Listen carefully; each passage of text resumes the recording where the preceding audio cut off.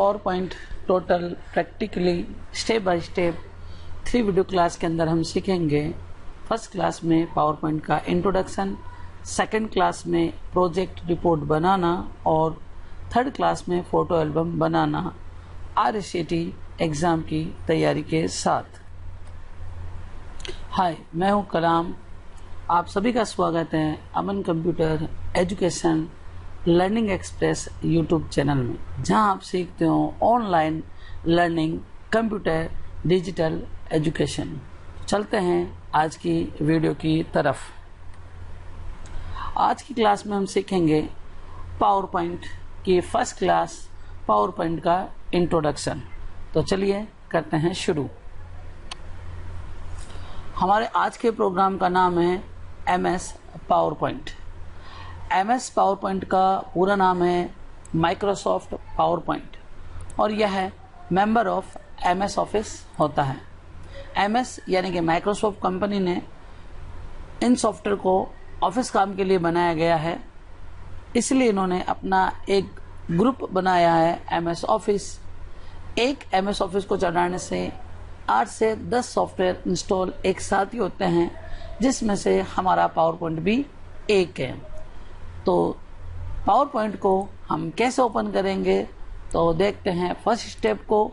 तो सबसे पहले आपको जाना है स्टार्ट या विंडो बटन पे, ऑल प्रोग्राम, और ऑल प्रोग्राम के अंदर आप माइक्रोसॉफ्ट ऑफिस ग्रुप में जाएंगे और यहाँ पे आपको मिलेगा माइक्रोसॉफ्ट पावर पॉइंट, जिस पे क्लिक करने से ये ओपन हो जाता है। तो ये हमारा फर्स्ट तरीका। सेकंड तरीका है हमारा शॉर्टकट, विंडो R, कीबोर्ड के विंडो प्लस R बटन से हम रन बॉक्स को ओपन करेंगे और पावर पॉइंट को यहाँ से ओपन करने के लिए हम टाइप करेंगे पावर PNT, और इस तरह से ओके करके हम पावर पॉइंट को यहाँ से भी ओपन कर सकते हैं। नेक्स्ट, पावर पॉइंट में हम वर्क कर सकते हैं प्रोजेक्ट रिपोर्ट बनाने का। कैसे बनाएंगे हम अपनी पावर पॉइंट की सेकंड क्लास में देखेंगे। पावर पॉइंट के वर्जन के आधार पर उसका एक्सटेंशन नेम, MS ऑफिस 2003 के अंदर पावर पॉइंट का एक्सटेंशन नेम था .ppt, और MS ऑफिस 2007, 10 और इसके और भी बहुत सारे नए वर्जन आ चुके हैं। इन सभी के अंदर पावर पॉइंट का एक्सटेंशन नेम हो गया है .pptx। पावर पॉइंट एलिमेंट्स, अगर हम भाग की बात करें तो सबसे पहले एलिमेंट्स का नाम है टाइटल बार। टाइटल बार जो पट्टी होती है, ये प्रोग्राम में सबसे ऊपर शो होती है।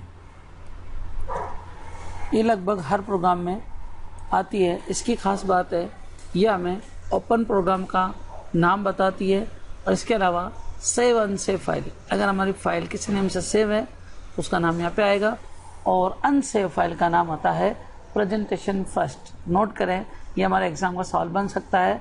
पावर पॉइंट की पहली अनसेव फाइल का नाम होता है प्रेजेंटेशन फर्स्ट। और पावर पॉइंट के राइट में हम देखते हैं यहाँ पे 3 बटन शो होते हैं। इनको बोलते हैं अपन कंट्रोल बटन, जिसमें मिनिमाइज, जिससे हम प्रोग्राम को मिनिमाइज करके टास्क बार में ला सकते हैं। बीच वाला बटन मिनिमम मैक्सिमम, जो प्रोग्राम को क्लोज, जो प्रोग्राम को छोटा बड़ा करने का काम करता है।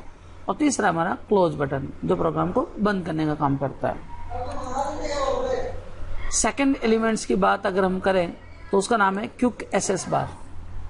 टाइटल बार के पहले जो आपको एक पट्टी नजर आ रही है, इस पट्टी का नाम है क्विक एक्सेस बार। यहाँ से हम प्रोग्राम को शॉर्टकटली यूज करने के लिए एक्सेस कर सकते हैं। ये हमारा कस्टमाइज बटन है। जो ऑप्शन हमें चाहिए उस पर नीचे लगा के जोड़ सकते हैं, और जो नहीं चाहिए नीचे हटा के हम हटा सकते हैं। थर्ड एलिमेंट्स में अगर हम जाएं, बात करें तो ऑफिस बटन और या फाइल मेन्यू भी कह सकते हैं। यहाँ पे 2007 पावर पॉइंट के अंदर आपको ऑफिस बटन, देन 2010 वर्जन से यहाँ पे फाइल मेन्यू सो जाता है, यानी कि ये फाइल मेन्यू के ही ऑप्शन है इसके अंदर, जो इसमें कार्य करने के लिए मिल जाते हैं। फोर्थ एलिमेंट्स की अगर हम बात करें तो है टेब बार। टाइटल बार के नीचे जो पट्टी नज़र आ रही है जैसे कि home, insert, design, animation, slide show, review और व्यू, ये पट्टी हमारी कहलाती है टेब बार। पावर पॉइंट 2007 ऑफिस के पावर पॉइंट में 7 टैब शो होते हैं, लेकिन अगर हम 2010 पावर पॉइंट के ऑफिस की बात करें तो यहाँ पे 8 टैब मिलेंगे, जिसमें एनिमेशन के अंदर जो आपको ट्रांजैक्शन ऑप्शन नज़र आ रहा है, ये ऑप्शन एनिमेशन से पहले बाहर रख दिया गया। तो इस तरह से 8 टैब पावर पॉइंट के 2010 वर्जन में हो जाते हैं और 2007 के अंदर 7 टैब। नंबर 5 एलिमेंट्स की बात करें तो रिबन टूल बार। जो ऑप्शन चित्र के आधार पर नजर आते हैं उसे हम बोलते हैं रिबन टूल बार। जिस टैब पे भी हम खड़े होते हैं उसकी रिबन ऑप्शन में शो हो जाती है। जैसे होम टैब है तो होम टैब की रिबन टूल बार के ऑप्शन में आ गए। इस तरह से हर टैब के अंदर जो ऑप्शन है वो एक रिबन टूल बार के अंदर दिए गए हैं चित्र के आधार पर। नेक्स्ट एलिमेंट्स 6 नंबर की बात करें तो ग्रुप बार। हर टैब में हर ऑप्शन के नीचे कुछ हिस्से और ग्रुप बंटे हुए हैं। जैसे कि ये हो गया हमारा फ़ॉन्ट ग्रुप, यानी से फ़ॉन्ट से रिलेटिव वर्किंग का काम करने के लिए बनाया गया। ये हमारा अलाइनमेंट्स ग्रुप हो गया, पैराग्राफ ग्रुप, ये ड्राइंग, ये एडिटिंग। इस तरह से हर टैब के अंदर अलग अलग वर्किंग करने वाले ऑप्शन के नीचे अलग अलग ग्रुप बने हुए हैं जो अलग अलग वर्किंग के लिए काम करते हैं।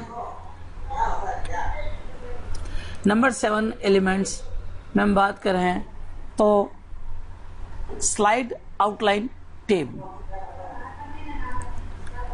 ये आप देख सकते हो यहाँ पे जो आपको ये नजर आ रहा है इसको बोलते हैं स्लाइड आउटलाइन टैब। इसका वर्क होता है कि अगर हमारा क्लिक स्लाइड पे रहेगा तो पावर पॉइंट के जो स्लाइड है वो हमें स्लाइड के रूप में नजर आ रही, देखिए। और अगर हमारा आउटलाइन पे क्लिक होगा तो हमारा स्लाइड का मैटर टेक्स्ट के रूप में नजर आएगा। तो स्लाइड आउटलाइन टैब में स्लाइड पे क्लिक रहने पर स्लाइड के रूप में नजर आता है और आउटलाइन पे रहने पर टेक्स्ट के रूप में नजर आता है, इसलिए इसे हम कहते हैं स्लाइड आउटलाइन टैब। देन बात करते हैं पावर पॉइंट में जो अब ये डॉट डॉट एरिया देख रहे हो, ये इसको हम बोलते हैं डॉटेड एरिया को प्लेस होल्डर, जिसके अंदर हम मैटर को लिखने का काम करते हैं। पावर पॉइंट में आप सबसे नीचे ये जो पट्टी देख रहे हो, जैसे कि मैं आपको हाईलाइट शो करके दिखा देता हूं, ये एरिया, ये एलिमेंट्स जो है वो हमारा कहलाता है नोटपैड, ठीक है। नेक्स्ट बात करते हैं हम स्क्रॉल बार की।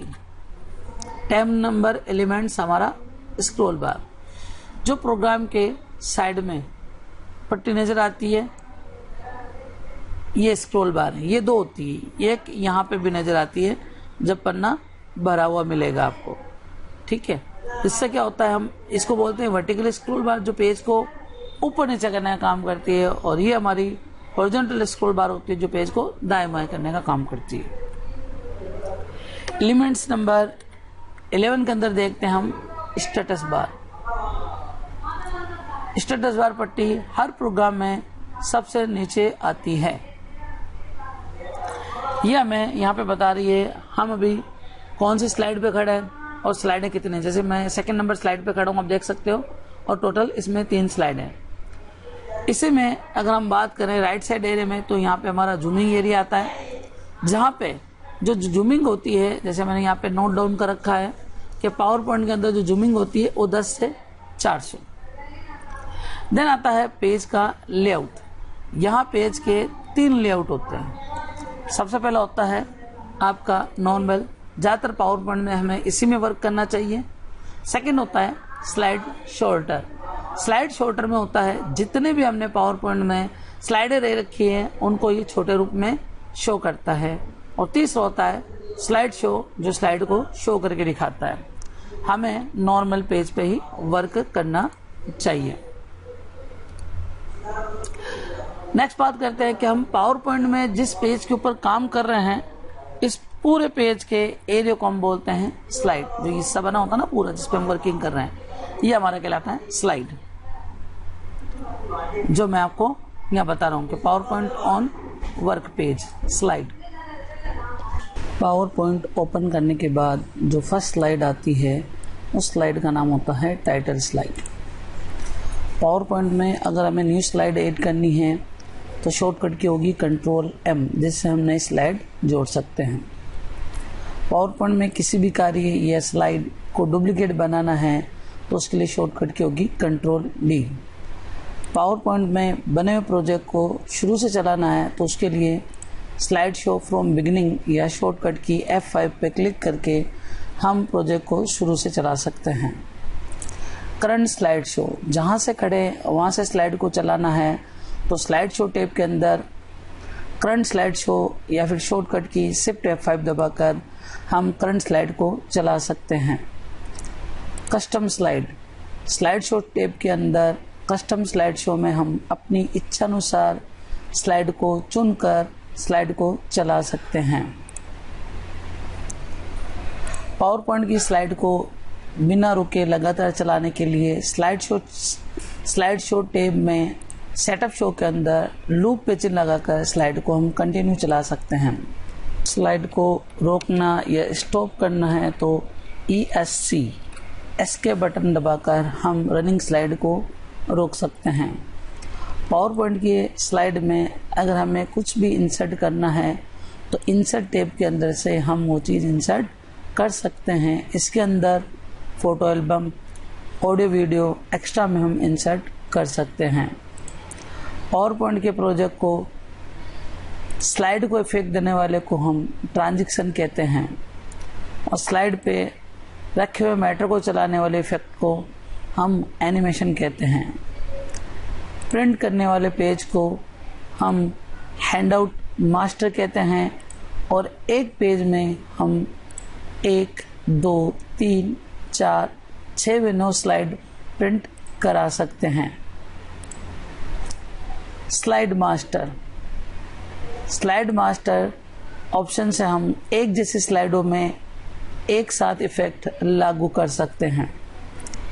पावर पॉइंट वर्क को सेव जब हम करते हैं तो ये पावर पॉइंट के अंदर सेव होता है और पावर पॉइंट शो अगर इसमें सेव करेंगे तो पावर पॉइंट का प्रोजेक्ट रनिंग अवस्था में खुलेगा।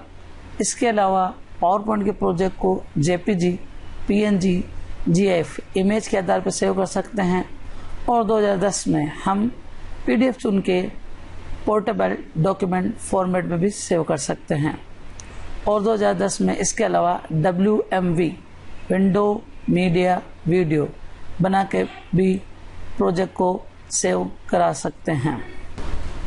अगर हमारे द्वारा पावर पॉइंट की दी गई जानकारी आप सभी को अच्छी लगी है तो हमारे इस चैनल को लाइक, शेयर और सब्सक्राइब करना ना भूलें। Thank you.